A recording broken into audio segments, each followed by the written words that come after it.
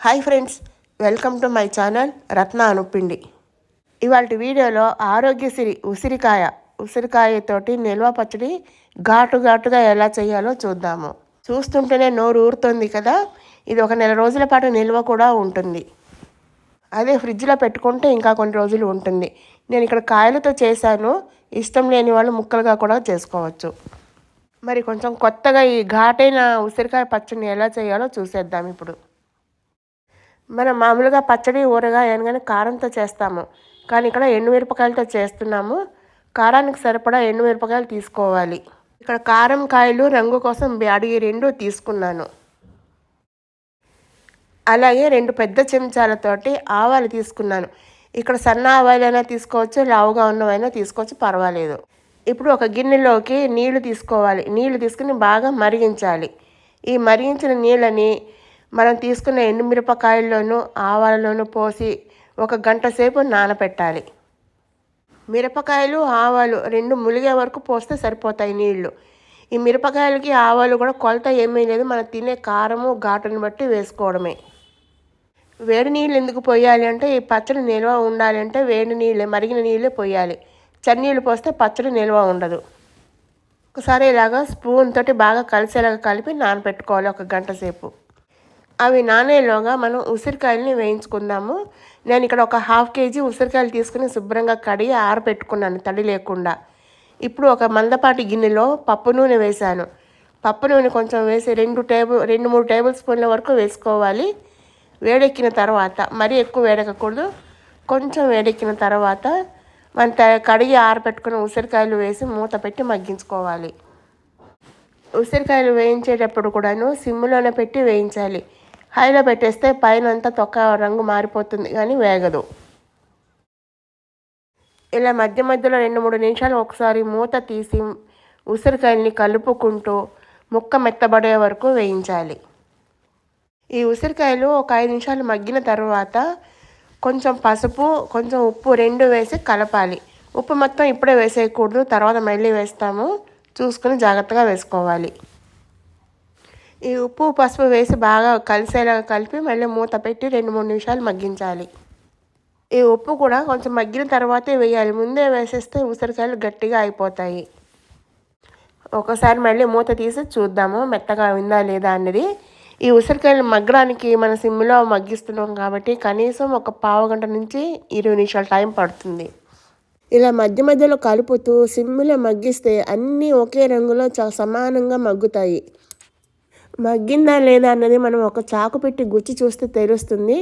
లేదంటే ఉసిరికాయలు మగ్గిన తర్వాత కొంచెం ఇలా విచ్చుకున్నట్టుగా మధ్యలో గీతలు ఉంటాయి కదా, ఆ గీతల దగ్గర విచ్చుకున్నట్టుగా అవుతుంది. అలాగైనా చెక్ చేసుకోవచ్చు. ఇప్పుడు మగ్గిన తర్వాత స్టవ్ కట్టేసి పూర్తిగా చల్లారనివ్వాలి. మూత మాత్రం పెట్టకూడదు, ఇప్పుడు చల్లారనివ్వాలి. ఉసిరికాయలు చల్లారేలోపు మనం ఇందాక నానబెట్టుకున్న ఆవాలు మిరపకాయలు ఉన్నాయి కదా, అవి నానిపోయి ఉంటాయి.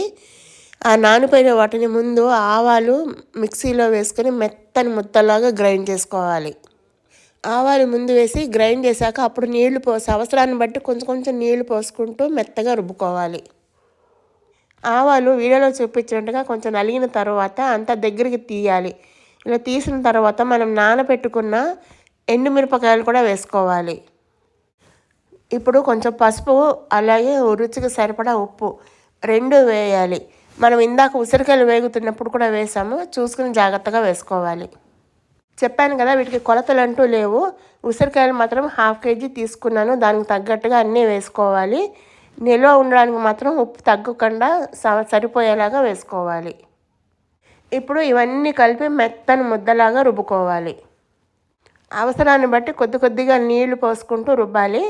నేను మిరపకాయ నానబెట్టిన నీళ్లు కొంచెం ఉంటే అది వేసేస్తున్నాను. అది సరిపోవనుకుంటే మనం ఇందాక కాచిన నీళ్లు ఉన్నాయి కదా, ఆ నీళ్లు అవి చల్లారాలి, మళ్ళీ వేడిగా ఉండకుండా చల్లారిన నీళ్లు మాత్రమే పోయాలి. ఈ నీళ్ళన్నీ పోసిన తర్వాత మెత్తగా రుబ్బేసుకోవాలి. చూసారు కదా, కన్సిస్టెన్సీ కూడా ఎంత బాగుందో, మెత్తగా నలిగింది. ఇక్కడ మనం ఒకటి గుర్తుపెట్టుకోవాలి, ఏంటి అంటే ఆవాలు మాత్రం మెత్తగా నలగాలి, లేదంటే కొద్దిగా చిరుచేదు వస్తుంది. ఇప్పుడు ఇందులో ఇష్టం ఉన్న వాళ్ళు ఒక 5-6 వెల్లుల్లి రేఖల్ని అలవకపోయినా పర్వాలేదు, తొక్కతోనే వేసి గ్రైండ్ చేయాలి. ఇప్పుడు దీన్ని ఒక పక్కన పెట్టుకోవాలి. మనం ఈ ముద్ద రెడీ చేసేసరికి ఉసిరికాయలు కూడా ఆరిపోయి ఉంటాయి. ఉసిరికాయలు మాత్రం పూర్తిగా ఆరిన తర్వాతే ఈ ముద్ద కలుపుకోవాలి. ఉసిరికాయలు ఇక్కడ ఆరిపోయింది. మనం ఇప్పుడు ఈ గ్రైండ్ చేసుకున్న ముద్ద అంతా అందులో వేసి కలుపుకోవాలి. మనం అన్నీ ఉజ్జాయింపుగా వేస్తున్నాం కాబట్టి మనం రుబ్బుకున్న ముద్ద కొంచెం ఎక్కువ అయితే పక్కన పెట్టుకుని కావాల్సినంత కలుపుకోవచ్చు, లేదా మొత్తం అంతా కూడా కలిపేసుకోవచ్చు. అది మన ఇష్టమే. మీకు ఇంకొకటి కూడా చెప్పాను, నేను ఇప్పుడు ఇక్కడ ఉసిరికాయలని కాయల పళంగా చేస్తున్నాను. అలా ఇష్టం లేని వాళ్ళు ముక్కల కింద కూడా చేసుకోవచ్చు. ఇలా మగ్గిన ఉసిరికాయల్ని చేయడం చాలా ఈజీ. నేను ఇంతకుముందు వీడియోలో కొత్తిమీర కాంబినేషన్ తోటి పెట్టాను. అది అలాగే ముక్కల కింద చేసి పెట్టాను, చాలా బాగుంటుంది.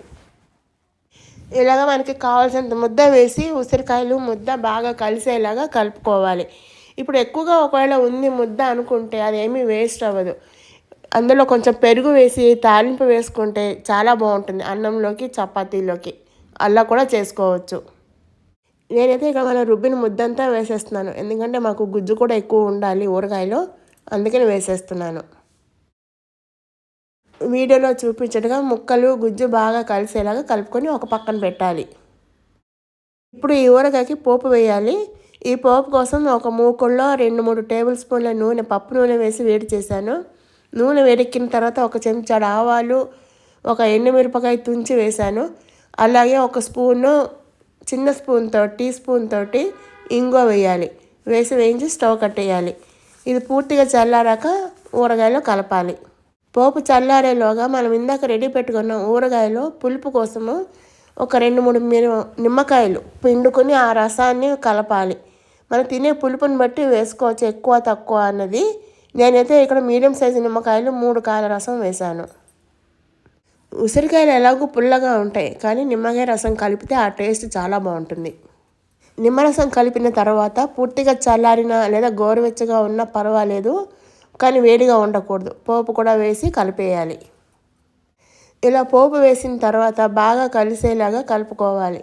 కలిపిన తర్వాత టైం ఉంటే ఒకరోజు, లేదంటే కనీసం ఒక పూట మూత పెట్టి ఊరనివ్వాలి. నేనైతే ఒకరోజు ఊరనిచ్చాను. రెండో రోజు మూత తీసి చూపిస్తున్నాను, చూడండి ఎంత బాగుందో. నోరు ఊరిపోతుంది కదా. ఇది వేడివేడి అన్నంలో పప్పు నూనె వేసుకుని తింటే దాని రుచే వేరు. నేను చెప్పడం కాదు కానీ ఆ రుచి, ఆ మజా, అది కూడా ఆవగాటుతోటి రావాలి అంటే మీరు కూడా ఒకసారి ట్రై చేసి రుచి చూడాల్సిందే. మరి ట్రై చేస్తారు కదా, నాకు కామెంట్ బాక్స్లో తెలియజేయండి మీ అందరికీ నచ్చిందా లేదా అన్నది. ఇప్పుడు ఈ ఊరగాయని తడిలేని ఒక బాక్స్లోకి ట్రాన్స్ఫర్ చేసుకోవాలి. అంతేనండి, ఎంతో రుచిగా ఉండే ఆవగాటుతో ఉన్న ఉసిరికాయ పచ్చడి రెడీ. ఈ వీడియో కనుక మీకు నచ్చినట్టయితే లైక్ చేయండి, షేర్ చేయండి. అదే మొదటిసారి చూస్తున్న వాళ్ళైతే సబ్స్క్రైబ్ చేయడం మర్చిపోవద్దు. అలాగే మీ కామెంట్స్ కూడా నాకు తెలియజేయండి.